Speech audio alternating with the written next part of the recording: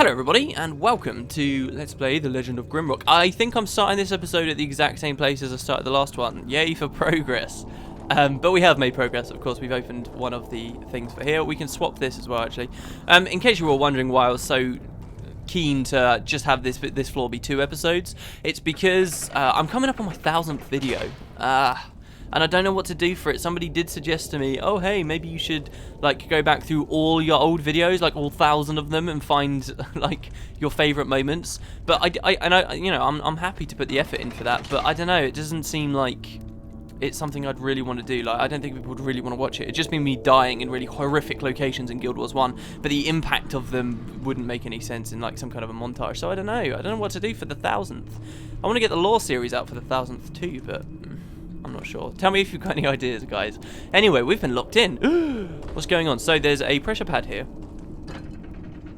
which, as you can see from the light, is actually opening that gate. So we can run through, run, but we can't make it. So, but I did pick up a rock. I did pick up a rock, didn't I? I think I picked up a rock. I should have picked up a rock. Okay, so I didn't. Or did I already throw it? No? Okay, well, you're meant to have a rock in here. If you don't have a rock, God help you. We've also got a lever, which you're obviously wondering what this does. This actually sets up a teleporter there. Interesting. And then also, after a certain period of time, it actually opens this gate again, which is cool. But our goal is to get through this gate. So this is... There's the rock. There's the rock. So this is an interesting puzzle, where you come down, and by stepping on this pressure pad, you're closing that gate. And by opening this, you're opening that. But I really hope the visuals, because if you only listen to this would make no sense. But you can't get through in time, right? So it's kind of a weird setup. You can probably tell that you've got to throw the rock. But the problem is there's going to be a teleporter appear there, right? So what do? Can we throw the rock on the pad and then press the button and then go? No. And then the teleporter is going to appear and teleport that rock back away anyway. If it hasn't already. Yeah, maybe I did throw the rock and it just teleported away. Where did it move it to? Ooh, that's creepy. I didn't realise it disappeared for good. That's kind of scary. So what if we throw the rock, pull the lever, and then... Shit, how do we do this? Oh no, how do we do that? No, I've still got the rock. What? I'm so confused. Okay, hold on. Throw the rock, pull the lever. That's just going to close the door. Okay, so wait. We need to pull the lever and then throw the rock first. Oh, I see. It's teleporting it under my feet and then I'm picking it back up. I didn't have this much trouble before. Okay, so let's throw the rock and pull the lever. What? I don't... My head. What? Why? I did this first time earlier. What if we stand on the... Oh my god, what is going on? And now this is opened? Oh, I think it's giving me a hint. Your feet may never carry you here hastily enough. The point is that you can't, like, get through the teleporter. So, for example, you can't pull the lever and then see the teleporter and, like, back into it quick enough. It doesn't work, you see. Oh, I know what it is. I know what it is. I know what it is. Okay, so the teleporter will appear. So pulling this lever is going to open the far door, close this gate. I will explain it in a coherent way, okay? But it's also going to make a teleporter appear there, right? So what you need to do is wait for the teleporter to go away, then throw your rock, and then it will open this gate and you can get through in time. But it's going to close behind you. So here we go. We're going to do that. Now we're going to throw the rock. It's going to open up. Can you see? And now we're going to run through before this closes. And we get a note that says, there is no turning back. And indeed there's not. We're stuck in here now. We're going to re-equip our bolts. We're going to equip some bombs, and this is probably the hardest bit of the floor we're now coming up to. So another poison shield as far as I remember.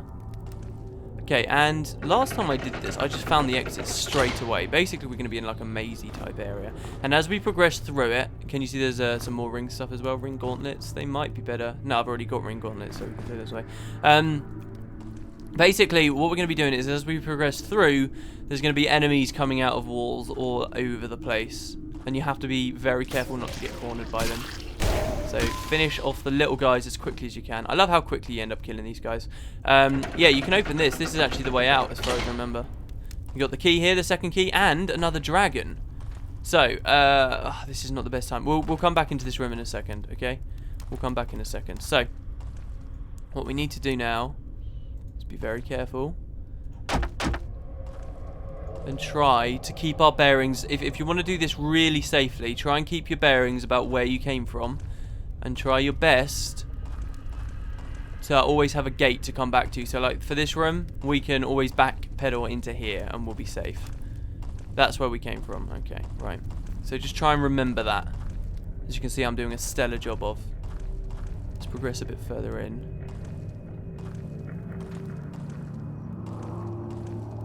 I'm waiting for them. Okay, that axe is pretty sure that when you get to the axe...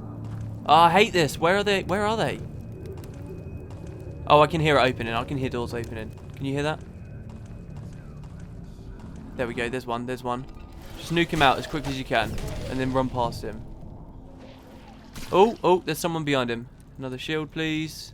Oh, it's just one of you. Okay, go away. Right. Now I'm going to get cornered here. Oh, I got ambushed so hard last time when I was here. So hard I got ambushed. Have another poison arrow ready. It's just occurred to me that I can be enchanting my bolts as well. Ah, there's a crab. There's going to be 2 of these as well, so don't like get caught in a circular area and then one of them's like attacking you. You don't want that. I could poison my bolts, couldn't I, to fight these crabs and do a lot of damage to them. Try and deal with them as quickly as possible, and I'm just going to throw a shock bomb at the second one. It would be a waste to throw a shock bomb at this guy at this point. There we go. Right. So Natalie and Liz both leveled up. Fantastic. Oh, somebody mentioned to me as well in the comments, they were like, you do realise that the reason some people are leveling up quicker than others is because, you know, that you're not casting actions on them, like they're not getting hits on enemies. And yeah, I do know that. I thought I explained that quite early on. Oh, here we go, here we go, here we go. I'm going to bomb that guy because, frankly, I hate these guys. That little ambush at the start of the last floor that I think I made look reasonably easy, actually, where there were 2 of these guys, very difficult, and I always have a bit of a knee-jerk reaction around them now. Oh, hello. Ah, Arachnia's out of energy. Let's just keep throwing bombs, shall we? There's still another crab around, though, so watch it. Watch your back. Watch it, watch it. That was such a crappy singing of that song. Oh, there he is, there he is, there he is. Okay, he's just opened out. I'm not actually sure what the point of all of this is, because I think you could just skip through this room. I think you could just, like, grab the key and go. Maybe? I don't know, unless I'm forgetting something serious that... Arachnia really needs energy. Also, another thing I wanted to point out about energy is... actually, I can point that out once I've leveled up, so we'll do that in a second. It still costs her energy to throw these bombs, so we're going to have to... Oh, and we're all out now, are we? Oh, brilliant. Well, now she's stuffed. Why did that do 0 damage? Ooh. Okay, I think that's pretty much everyone. We've killed like 2 of everything. I think it just released loads of pairs of enemies. And now the room's a bit more open up. There's food. Oh, hello. Hello. Look at all the levels up I want to deal with. I've got so much to explain in this room. Yeah. Yeah, I saw you there. I'm going to come take the fight right to you. Can't do anything on Arachnia because she's out of energy, stupid woman. Okay. Even Chaos is out of energy. So can you see these like long ass fights and how they can start ruining you basically? But Liz is always fine with energy, and that's because she has this secondary mechanic of ammunition as far as I can see, and I quite like the balance there. I think that's pretty good. Can we just finish you off, please? Okay, right. Do I dare say we're done now? I think we are. Okay. Right, let's start leveling up. Right, now, one thing I wanted to explain is, in terms of energy, if you look quite far down Assassination, she can actually get 25% attacking faster with melee weapons and even 50% really far down the tree. It takes a long time to acquire those, but they will make her attack very fast considering she's already using daggers, which are the quickest weapon anyway. So you can just imagine how powerful rogues can become with that speed. So eventually I would like to get Natalie that far, and you can see by going another 4 points in we'll get the reach attack too. Reach attack will be nice because when she gets low I could in theory then swap her out for Liz, who herself is getting a fair amount of health. You know, she's up to 96, so she's doing okay. Obviously she doesn't have any evasion, but she'll be able to take a brunt. So if things get really difficult late game, I could in theory go into Assassination, which I was shying away from before. But for now I'm going to go 1 more into Dodge, because that's going to give her stealth, which doubles the evasion bonus of her equipped cloak, which happens to be this awesome new scaled cloak, which has now put her evasion up to 60 already. So she's going to have that. And further, I think if I go another couple into... Yeah, and then if I put the last few points into dodge, she's going to get another +5 evasion. So she's now going on the cusps of 70 evasion. Well, she's 5 away, so... pretty awesome. So now she should be well and truly sorted out. She's got a nice new weapon, and she's doing fine. Chaos. Somebody pointed out in the comments that I could have done this before. I'm going to do it now. I'm going to go 1 into armors, which is going to give him +10 health, so even more health for him. And I'm going to put the last 3 into axes to give him cleave, which means he's going to be doing big damage, and he's also going to be taking a lot more because he's now on 176 health. Lastly, Liz is going to be on... what do I want to put her on? Missile weapons, of course. So she's going to be able to attack even faster now. 50% faster attack rate with bows, which, as you can see, comes a lot earlier than the old Natalie one. So the kind of the melee weapon one. So we've got that. I will start spreading my food out better soon enough. Got to watch Chaos now that he's going to be getting a lot more hungry. And that is that area done, my friends. All that's left is to pick up the key. There's another secret for us to grab. We can also kind of run around scavenging for loot and stuff, which I may do. Where's her shield gone? I didn't throw her shield somewhere, did I? Oh, there it is. Okay. You can eat some bread, Liz. I see you're getting hungry. Right. Here's one of those new ingredients as well. I was talking about alchemy before. This is milkweed. I have no idea what it's used for, what kind of potions you mix it with. I did try faffing about for a little while. As I said, I might look into it eventually. The flavour text of it says, milkweed is a very delicate plant and very hard to grow. It is used for treating diarrhea and other digestion symptoms. Now, I know there's not a status effect called diarrhea on this that kind of leaves a trail wherever you walk or something along those lines. It doesn't exist, so the flavour text doesn't really give you much idea. It might be for disease, maybe, I'm not sure. Anyway, right, key, number 2, awesome. Floor is almost done, guys. We've got a dragon here, though. So again, what we're going to do is we're going to look for where we are on the floor. And there's this dragon here. So we are going to mark on here. Dragon looks south.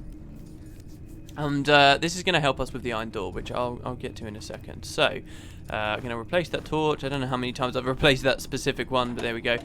We can pull this lever, which is actually going to let us out. Do you remember it said there's no way back? Well, this is how we get back. And because we've got both keys, the game lovingly adds some new enemies for us to fight. They're only skeletons. Don't be too scared. Don't be too worried. There is another group that's probably going to ambush me from my right in a second that I really want to get through. These guys just seem to have really high resistance to certain attacks. Poison and blunt attacks don't seem to do much to them, which is weird because in most games, blunt attacks are what devastate skeletons. That's going to do 0. 4 lots of 0 damage, guys. Awesome. Yeah, usually blunt damage is like, you know, it's like you bash all the bones off of them and stuff in most games, but, yeah. I should probably be a little bit more frugal with my bombs because they're going to come in handy later. As I say, the combat does get a bit harder. Oh, and there's an archer too. Hey. Around where I got my bracer, are you? Awesome. Oh, and there's one behind me. Oh, no, there's a group of 4 behind me. Uh-oh, uh-oh, uh-oh. Natalie had better dodge this stuff. Stop missing, Chaos. Come on, you hit so much damage now. You would just stop missing. There we go. That actually wasn't too bad at all. Okay, so that's all of them dealt with. I didn't realise there were so many. Oh, actually, yeah. Okay, alright, so we've got both keys. We will place the second key in. Stop trying to talk to myself now. There it is. Giving the key to all the wrong people. And we can now go down to the last floor, but one last little bit of... the next floor. One little order of business, the iron door. So let's have a look at our scroll once again. Not that, sorry, Turum. Where's the scroll? There it is. The gate of iron shall open if you take your time and rest in the place where the dragons gaze.